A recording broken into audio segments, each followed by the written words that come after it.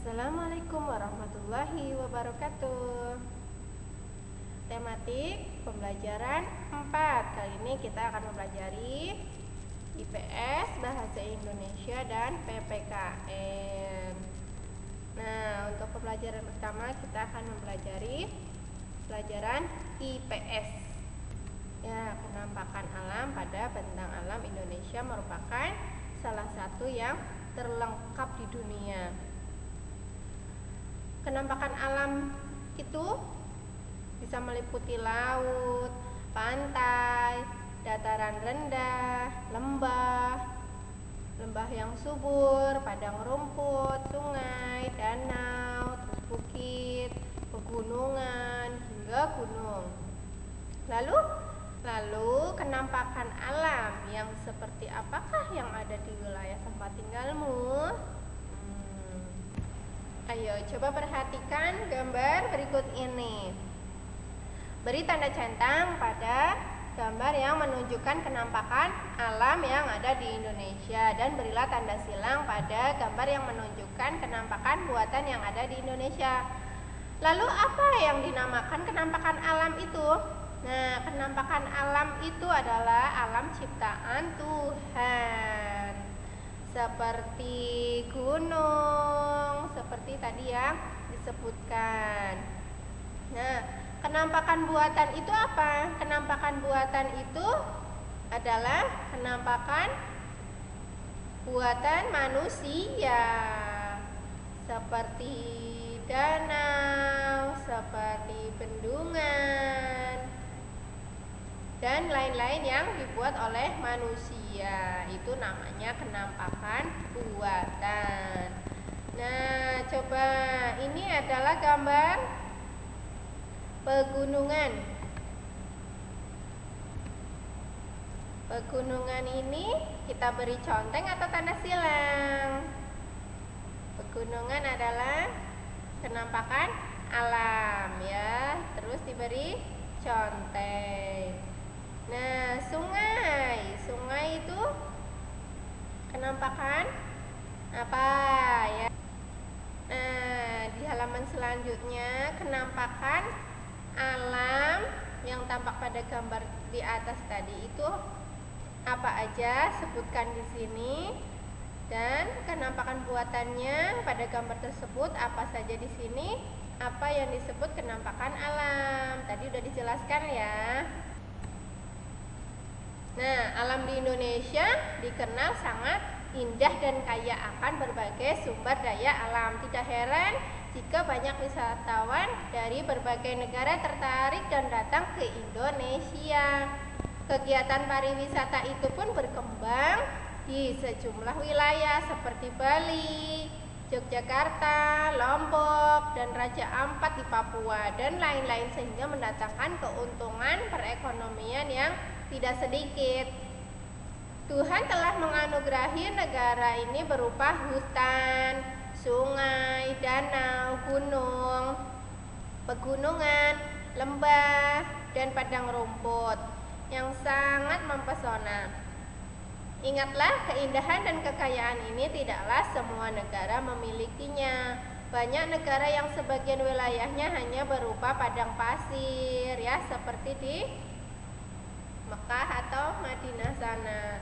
Ada hamparan es atau padang rumput. Nah, itu merupakan kenampakan alam.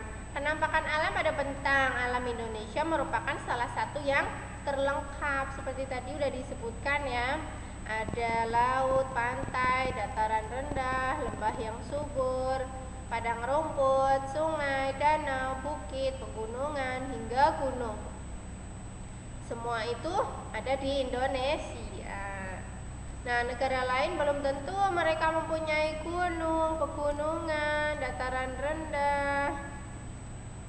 Ya, kemudian bentang alam di Indonesia sangat bervariasi. Masing-masing wilayah memiliki karakteristik masing-masing yang membedakan dengan wilayah lain di Indonesia.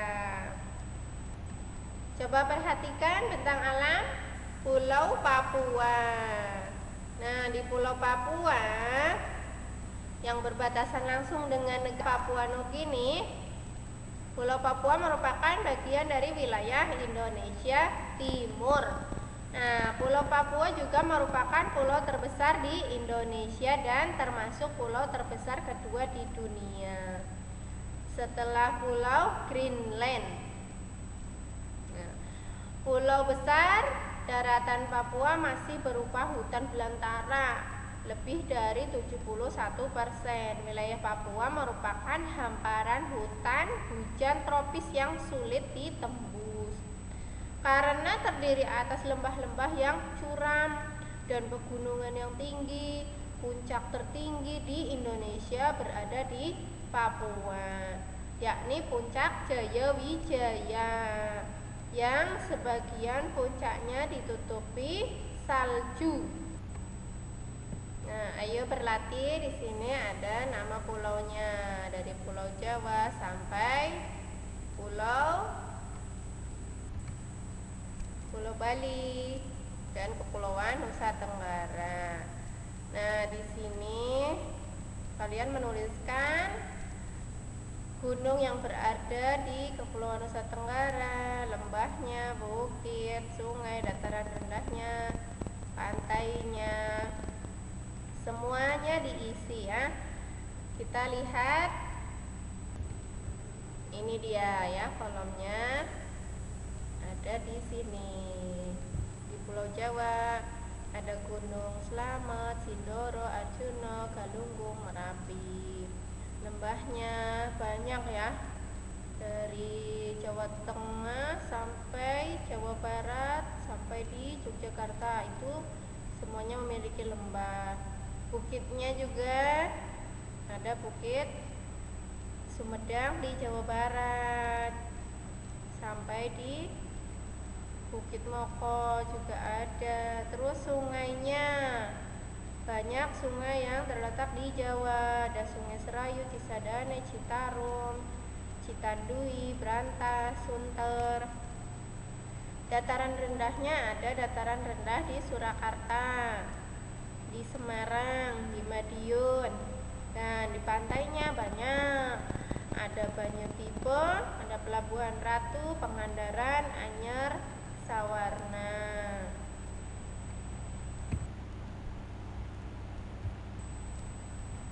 Dan begitu pula di Papua, Kepulauan Maluku, banyak terdapat gunung, lembah, bukit, sungai, dan dataran rendah serta pantainya ya. Tuh, Pulau Bali juga ada. Terakhir di Kepulauan Nusa Tenggara juga ada Gunung Kelimutu, Rinjani, Tambora, Egon, Lewotolo, Rokatendan. Lembahnya ada di berbagai tempat, Bola Palelo, Jarebu, Lembah Rinjani, Lembah Paundoa, Lembah Hijau Lombok, dan bukitnya juga banyak. Sungainya juga ada 6. Dataran rendahnya banyak. Nah, pantainya juga termasuknya di Senggigi, Gili Trawangan, Sekotong, Pantai Koka. Nah, bentang alam wilayah Indonesia yang bervariasi tidak terlepas dari keadaan iklim di Indonesia. Iklim adalah keadaan rata-rata cuaca pada suatu wilayah dalam jangka waktu yang relatif lama. Adapun cuaca adalah keadaan suhu udara, tekanan udara, curah hujan, angin, dan sinar matahari pada waktu pendek dan tempat tertentu. Nah, letak astronomis Indonesia yang berada di wilayah tropis membuat Indonesia beriklim tropis. Ciri iklim tropis ini adalah ya, suhu udara yang tinggi sepanjang tahun dengan rata-rata tidak kurang dari 18 derajat Celcius, yaitu sekitar 27 derajat Celcius. Di daerah tropis tidak akan ada perbedaan yang jauh antara suhu pada musim hujan dengan suhu pada musim kemarau. Ciri iklim tropis lainnya yaitu lamanya siang dan malam hari. Hampir sama lamanya itu, yaitu 12 jam. Siang 12 jam, malam 12 jam. Itu ciri-ciri iklim tropis di Indonesia. Ya, keadaan iklim di Indonesia secara umum dipengaruhi oleh angin musim yang berubah-ubah setiap periode waktu tertentu. Biasanya satu periode perubahannya adalah 6 bulan sekali, karena satu tahun ada 12 bulan. Nah, di kita itu ada 2 musim, kemarau dan penghujan. Musim penghujan, 6 bulan musim kemarau. Tetapi saat ini di Indonesia sedang cuacanya ekstrim, tidak dapat diprediksi. Nah, iklim laut terjadi karena Indonesia memiliki wilayah laut yang luas. Iklim Indonesia sangat dipengaruhi oleh laut dan lautan. Laut dan lautan di Indonesia mengakibatkan tingginya penguapan. Wilayah yang memiliki tingkat penguapan yang tinggi juga akan memiliki curah hujan yang tinggi. Iklim panas terjadi karena Indonesia berada di daerah tropis. Suhu yang tinggi mengakibatkan penguapan yang tinggi dan berpotensi untuk terjadinya hujan. Beragam flora dan fauna. Dengan membaca kita akan menentukan ide pokok dari bacaan yang kita baca. Mari membaca bersama-sama ya. Beragam flora dan fauna Indonesia. Indonesia sangat kaya dengan keragaman flora dan fauna. Keanekaragaman hayati Indonesia bahkan termasuk 3 besar dunia bersama dengan Brasil di Amerika Selatan dan Zaire di Afrika. Jumlah spesies tumbuhan di Indonesia mencapai 8.000 spesies yang sudah teridentifikasi dan jumlah spesies hewan mencapai 2.215. Terdiri atas burung, reptil, mamalia, dan kupu-kupu. Banyak faktor yang menyebabkan kaya dan beragamnya flora dan fauna di Indonesia, seperti iklim.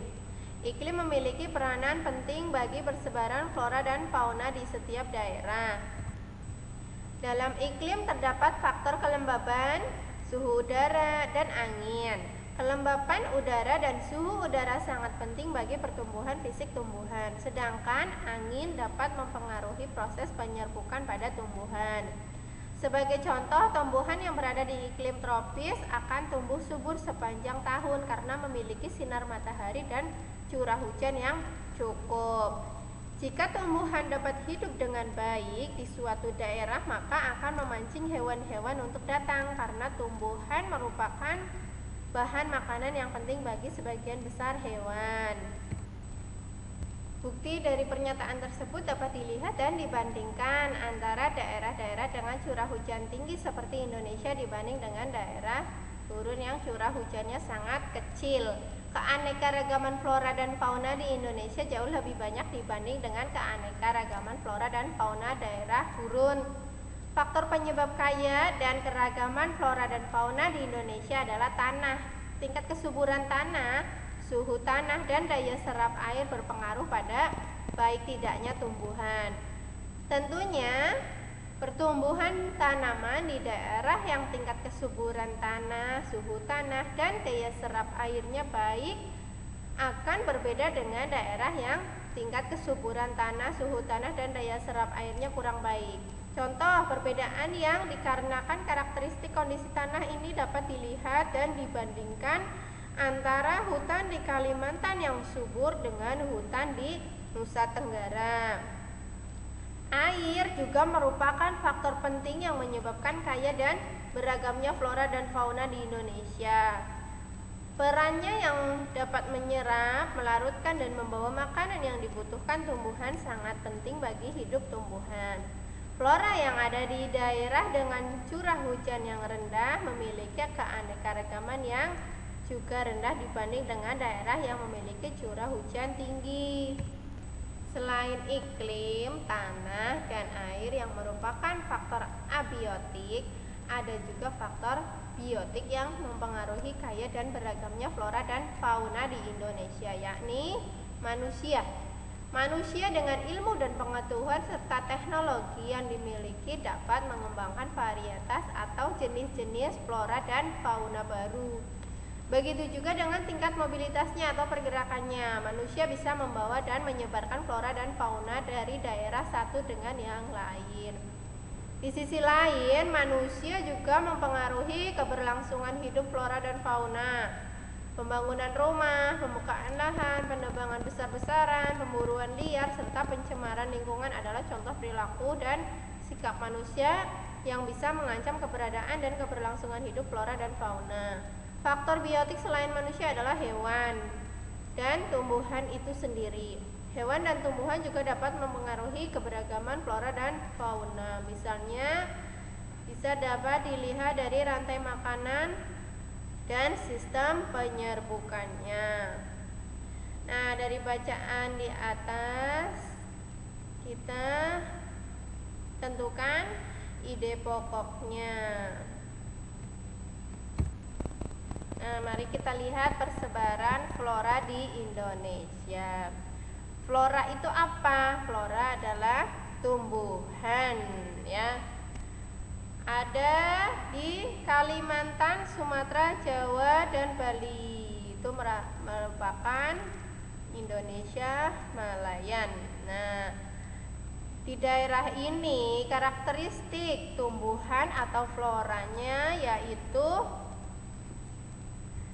jenis meranti-merantian yang sangat banyak. Terdapat berbagai jenis rotan. Tidak terdapat hutan kayu putih, ya. Jenis tumbuhan matoa sedikit jumlahnya. Kemudian di wilayah Indonesia berbatasan Australia, yaitu ada kawasan bagian timur Sulawesi, Maluku, Nusa Tenggara, dan Papua. Jenisnya, karakteristik floranya di sana jenis meranti-merantian itu sedikit jumlahnya, tidak terdapat banyak rotan, dan terdapat hutan kayu putih. Terdapat berbagai jenis tumbuhan matoa. Jenis anggrek di sana itu banyak. Jenis nangka tidak ada. Terus banyak juga tumbuhan sagu. Nah, amati bagan persebaran fauna di Indonesia. Fauna itu binatang atau hewan. Nah, bisa kita lihat di sini di Pulau Jawa ini binatang-binatang atau fauna yang banyak atau terdapat di Pulau Jawa. Nah, di sini ada Pulau Sumatera. Sini ada beruang, harimau, gajah. Ini terdapat di Pulau Sumatera. Nah, ini dia di Pulau Kalimantan. Banyak terdapat orang hutan. Di Sulawesi ini berbagai macam jenis fauna. Nah, bisa kita lihat persebaran fauna di Indonesia itu dikelompokkan menjadi 3 bagian. Ada di bagian barat, bagian tengah, dan Indonesia bagian timur. Di wilayah Indonesia bagian barat itu Jawa, Sumatera, Bali, dan Kalimantan. Di situ banyak mamalia seperti gajah, badak, berjula satu, banteng, macan, tapir, dan berbagai macam, ya. Ada juga ditemui reptil seperti ular, kadal, tokek, buaya, biawak, bunglon, kura-kura, terenggiling, dan berbagai jenis burung. Nah, untuk Indonesia bagian tengah itu meliputi wilayah Sulawesi, Timor, Maluku, dan Nusa Tenggara serta sejumlah pulau-pulau kecil. Nah, faunanya itu dihuni oleh babi rusa, anoa, kuda, monyet, saba, dan banyak reptil juga di sana. Indonesia bagian timur itu meliputi Halmahera, Papua, dan Kepulauan Aru. Di sana juga banyak terdapat mamalia seperti beruang, kanguru pohon, kelelawar. Tapi di sini kita tidak menemukan kera. Nah, di sana juga reptilnya sama seperti di Indonesia bagian barat, seperti ular, kadal, buaya, biawak. Burung di sana juga banyak, berbagai jenis burung. Nah, di halaman ini kita belajar PPKN. Pasangkan nilai-nilai Pancasila yang mengandung sila-sila. Hubungkan atau jodohkan ya. Nah, pada gambar berikut ini berilah tanda conteng yang menunjukkan perilaku yang sesuai dengan nilai-nilai Pancasila. Ya, misalnya ini memberi kepada orang yang tidak mampu, itu sesuai dengan nilai-nilai Pancasila. Kemudian ini memarah-marahi, itu merupakan perilaku yang tidak sesuai dengan nilai-nilai Pancasila. Ini bergotong royong. Kemudian ini membersihkan lingkungan, itu termasuknya apa? Nah, perilaku kita sehari-hari itu harus mencerminkan nilai-nilai Pancasila dan bisa dipertanggungjawabkan, baik untuk diri sendiri, keluarga, masyarakat, maupun untuk Tuhan Yang Maha Esa. Nah, kita pun harus menerima akibat dari setiap perbuatan kita. Misalnya kita berbuat baik, pastinya kita akan mendapatkan pujian. Kalau kita tidak berbuat, kalau kita berbuat yang tidak sesuai dengan nilai-nilai Pancasila, kita akan mendapatkan cemoohan ataupun hukuman, dan kita akan mendapatkan dosa. Contohnya, jika kita membuang sampah ke sungai, perhatikan, akan menerima akibatnya, yaitu banjir. Nah, itu banjir bukan hanya untuk diri kita sendiri, tapi akibatnya akan ditimpa atau diterima oleh semua warga masyarakat sekitar sungai yang kena banjir ya. Jika kita menebang hutan sembarangan misalnya, maka itu akan mendapatkan tanah longsor.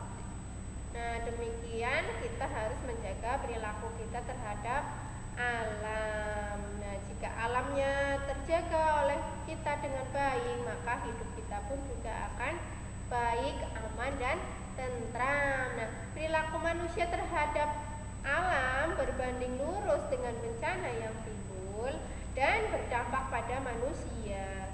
Jika berperilaku baik terhadap alam, maka hidup akan nyaman. Namun, jika berperilaku buruk terhadap alam, maka bencana yang akan datang. Nah, pada pembelajaran 4 kita telah selesai mempelajari IPS dan PPKN. Mari kita lanjut untuk pembelajaran kelima, yaitu pembelajaran IPA. Yang pertama kita akan belajar IPA.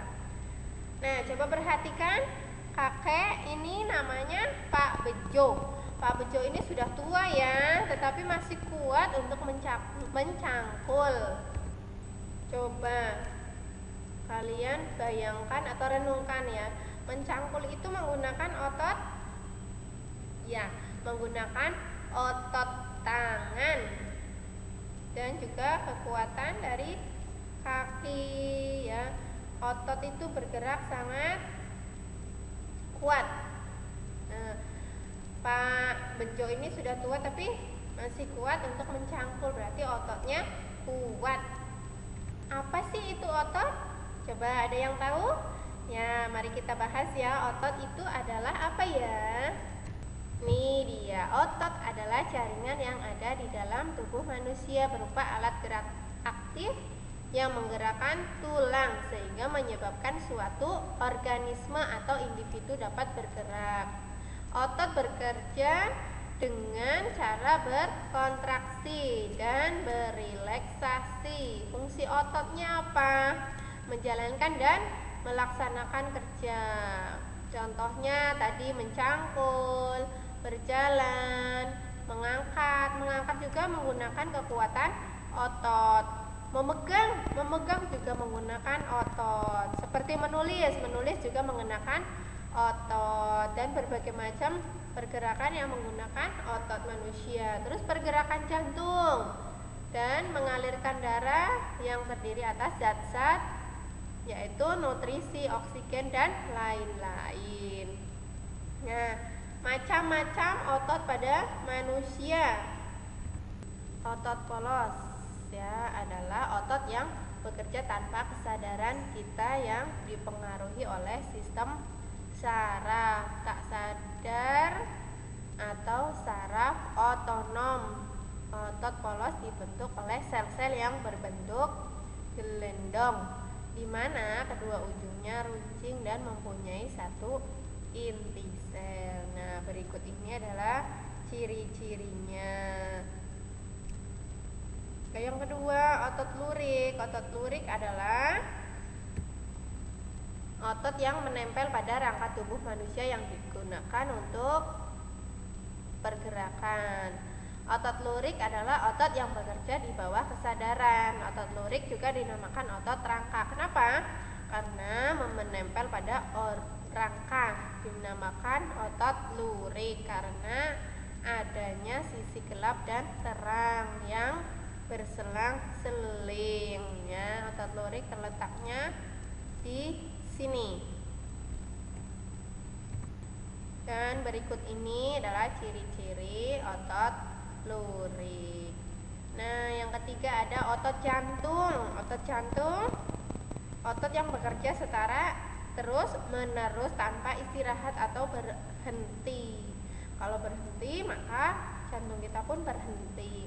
Nah, otot jantung merupakan perpaduan antara otot lurik dan otot polos karena adanya persamaan yang ada pada otot jantung, memiliki sisi gelap terang dan inti sel yang berbeda di tengah. Otot jantung berfungsi dalam memompa darah. Nah, otot jantung bekerja di bawah kesadaran manusia. Saraf yang mempengaruhi otot jantung adalah saraf simpatik atau parasimpatik. Nah, di sini bisa kalian lihat otot polos itu di mana? Otot polos ini di bagian perut. Nah, otot lurik, di mana otot lurik? Otot lurik di bagian lengan tangan. Nah, otot jantung udah pasti di sebelah jantung ya. Ayo kita baca tentang otot manusia.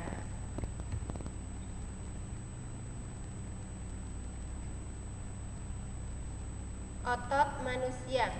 Otot-otot dalam tubuh manusia memiliki beberapa fungsi, tetapi fungsi yang utama adalah untuk bergerak.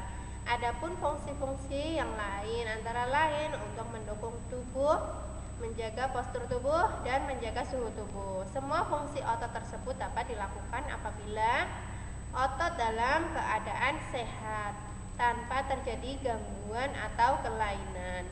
Otot dalam tubuh manusia berperan dalam gerakan-gerakan yang disengaja. Gerak yang disengaja berarti dilakukan secara sadar dan membutuhkan usaha tersendiri pada tiap-tiap bagian otot. Contoh gerak yang disengaja antara lain berjalan, membungkuk, memutar, memegang, dan mengangkat. Selain itu, otot dalam tubuh manusia juga berperan dalam gerakan manusia yang tidak disengaja. Gerak manusia yang tidak disengaja adalah gerakan yang terjadi secara otomatis. Contohnya gerak yang tidak disengaja seperti pernapasan, gerak pencernaan makanan melalui sistem pencernaan, dan detak jantung. Nah, otot dalam tubuh juga berfungsi memberikan dukungan otot-otot dalam tubuh manusia, khususnya otot pada rangka bekerja untuk mendukung tubuh. Misalnya ketika duduk, ketika berdiri, itu otot-otot rangka akan melakukan penyesuaian gerakan dengan memperkuat sendi dengan menopang tulang sehingga berada pada posisi yang tepat. Selain itu, otot rangka juga memegang peranan penting dalam menentukan kekuatan tubuh secara keseluruhan dan kemampuan untuk melakukan aktivitas fisik. Dengan otot yang kuat, maka kesehatan tubuh kita juga akan terjaga dan kita pun bisa melakukan berbagai gerakan atau aktivitas. Fungsi lain dari otot adalah untuk mempertahankan postur tubuh. Otot-otot rangka membantu manusia misalnya untuk berdiri dan mempertahankan sikap tegak. Dalam hal ini, otot-otot tersebut juga membantu menjaga keseimbangan tubuh. Otot juga berperan dalam menjaga suhu tubuh secara keseluruhan. Sistem otot dapat merespon jika tubuh mengalami penurunan dan peningkatan suhu tubuh. Contohnya, respon otot ketika terjadi penurunan suhu tubuh adalah menggigil. Nah, menggigil adalah respon tidak sengaja di mana otot berkontraksi secara tepat untuk menghasilkan panas. Otot yang menggigil tersebut menuntut peningkatan darah yang mengandung oksigen untuk meningkatkan suhu tubuh. Berdasarkan bacaan di atas, kita dapat menemukan ide pokok masing-masing paragraf. Paragraf yang pertama, kita menemukan ide pokoknya. Otot-otot dalam tubuh manusia memiliki beberapa fungsi, tetapi fungsi yang utama adalah untuk bergerak. Coba kalian temukan dalam paragraf kedua sampai ke-6. Mari kita lanjut pembelajaran ke-6. Kita akan belajar tentang pelajaran IPA ya. Nah, IPA pada cerita Pak Anto dan Pak Beni ya. Pak Anto dan Pak Beni kaget tiba-tiba terdengar suara teriakan minta tolong. Mereka berdua pun segera mencari dan menghampiri sumber suara tersebut. Oh, ternyata kaki salah satu pekerja kesleo karena terpleset saat melangkah keluar dari sawah. Kenapa dengan Pak Bejo, Pak? Tanya Beni khawatir. Oh, kaki Pak Bejo kesleo. Rasanya sakit sekali, jawabnya Pak Anto. Apa itu kesleo, Pak? Si Beni penasaran bertanya. Kesleo merupakan gangguan atau cedera yang terjadi pada otot. Hal tersebut dapat terjadi karena adanya gerakan dadakan, kekurangsiapan otot untuk melakukan suatu gerakan, juga karena adanya paksaan gerakan pada otot. Nah, oh begitu Pak. Nah, Beni, kesleo bisa terjadi kapan saja dan di mana saja serta dalam kegiatan apa saja. Misalnya saat berolahraga. Salah satu jenis olahraga yang rentan terjadi kesleo atau cedera otot adalah sepak bola. Karena dalam sepak bola kerja otot sangat diforsir. Tubuh harus bergerak dan berlari dalam waktu yang lama. Oleh karena itu, untuk memperkecil kemungkinan terjadi cedera, sebelum melakukan permainan sepak bola dan olahraga lainnya harus menguasai teknik-tekniknya terlebih dahulu. Selain itu, kita harus melakukan pemanasan agar tulang dan otot kita dalam keadaan siap. Oh, menguasai teknik berarti sangat penting ya Pak, agar kita dapat melakukan permainan dengan baik, juga untuk memperkecil resiko terjadinya cedera. Ya, setelah dirawat dan diobati, kaki Pak Bejo yang kesleo berangsur-angsur membaik dari yang sebelumnya tidak bisa digerakkan atau sakit, kini sudah bisa digerakkan tanpa terasa sakit. Nah, kaki Pak Bejo sudah bisa ditekuk, diluruskan dan diputar-putar. Pak Anto dan Beni pun merasa senang melihatnya.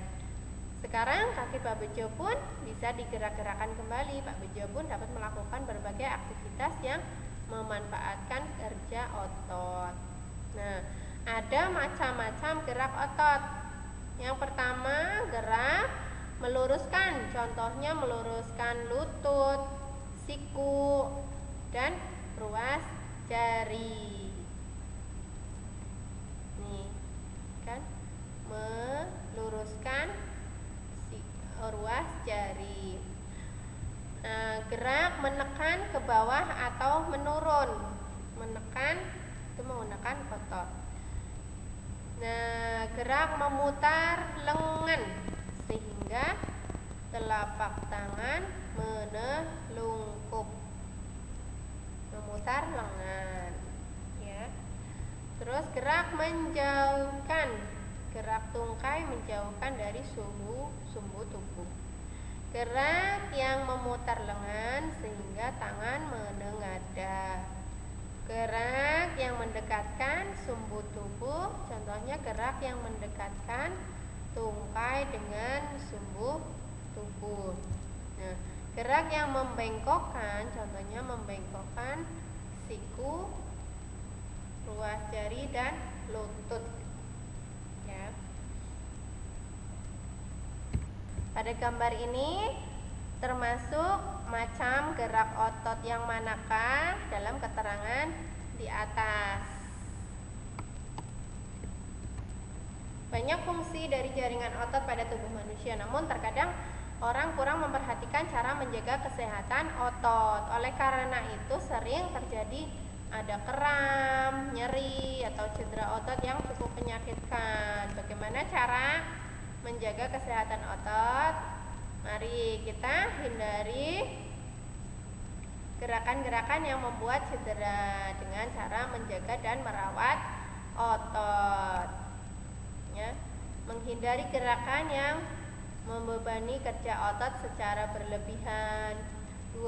Melakukan peregangan, ya, sebelum melakukan aktivitas kita melakukan peregangan pada otot. Yang ketiga, melakukan latihan rutin. Latihan dapat kita lakukan untuk menjaga kesehatan otot, apalagi dilakukan secara rutin. Ya. 4. Memenuhi kebutuhan cairan tubuh, yaitu dengan mengonsumsi 6 gelas air sehari agar dapat menjaga kesehatan tubuh sehingga tidak mudah mengalami ketegangan. Mengonsumsi makanan yang bergizi dan bermanfaat bagi otot seperti sayur, ikan, telur, susu, daging-daging, kacang-kacangan, ya. Kemudian meringankan nyeri otot, gunakan krim khusus untuk otot yang menimbulkan rasa hangat sehingga otot yang kram. Ya, mari kita membaca, ya. Ini pelajaran bahasa Indonesia yang berjudul Aderai, Binaragawan Perkasa Indonesia. Dulunya waktu SD badannya segini, ya, sekarang sudah berotot besar, ya. Aderai adalah sosok pria perkasa yang sangat terkenal di Indonesia, bahkan di dunia, sebagai binaragawan Indonesia. Banyak sudah prestasi yang diraihnya, baik di tingkat nasional maupun internasional. Saat ini Aderai telah pensiun sebagai atlet binaraga. Meskipun demikian ia tetap aktif menjadi pembina dan membuka tempat kebugaran di beberapa daerah di Indonesia. Nah, pada waktu kecil Ade Rai hanya seorang anak kecil yang memiliki tubuh kurus, bahkan bisa dibilang sangat kurus. Pada umur dia 10 tahun, Ade Rai hanya memiliki berat badan 25 kg, bahkan hingga mencapai remaja dengan tinggi 183, berat badan Ade Rai hanya 55 kg. Nah, Ade Rai dia memiliki minat yang tinggi dalam bidang olahraga. Pada awalnya dia menggeluti bidang olahraga bulu tangkis, namun Ade Rai tidak begitu lama menggeluti bulu tangkis, hingga pada akhirnya dia lebih memilih untuk menjadi seorang atlet binaraga. Prestasi pertama Ade Rai dalam bidang binaraga diraih pada tahun 1995. Prestasi tersebut memicunya untuk terus aktif mengikuti berbagai kejuaraan, mulai dari lingkup kecil hingga besar, mulai dari lokal, nasional hingga internasional, hingga akhirnya Ade Rai terus berkembang dan meraih prestasi demi prestasi dari berbagai kejuaraan. Masalah prestasi yang diraih Ade Rai tidak perlu diragukan lagi. Dari berbagai kejuaraan yang diikutinya selalu membuahkan hasil yang mengagumkan. Salah satunya kemenangannya di Mas Lemania World, kejuaraan dunia binaraga kelas berat, ringan.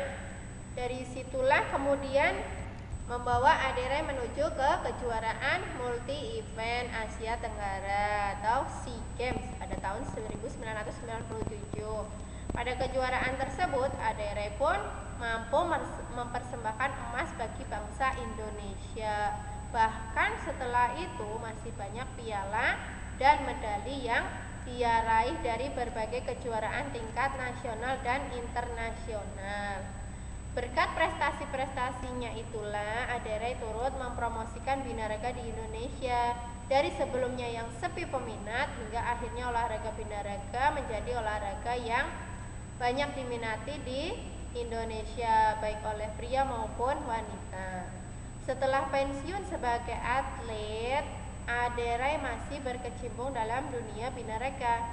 Dia membuka beberapa pusat latihan dan kebugaran di beberapa daerah. Selain itu, Ade Rai juga menjual suplemen dan melakukan perlatihan sertifikasi untuk para profesional di bidang fitness. Ade juga aktif mengampanyekan hidup sehat melalui fitness dengan menerbitkan buku dan majalah serta menjadi pembicara di berbagai seminar dan acara. Nah, dalam tugas bahasa Indonesia ini masih menentukan ide pokok dari masing-masing paragraf ya. Coba kalian baca dengan seksama, tentukan atau temukan ide pokoknya ya. Kemudian buatlah gambar cover, buat unsur-unsurnya, terus ragam desainnya bagaimana. Kemudian sudah disusun unsur-unsur, dan berikutnya lanjut buat gambar cover pada kolom berikut ini tentang cerita tadi Ade Rai, seorang yang binaraga.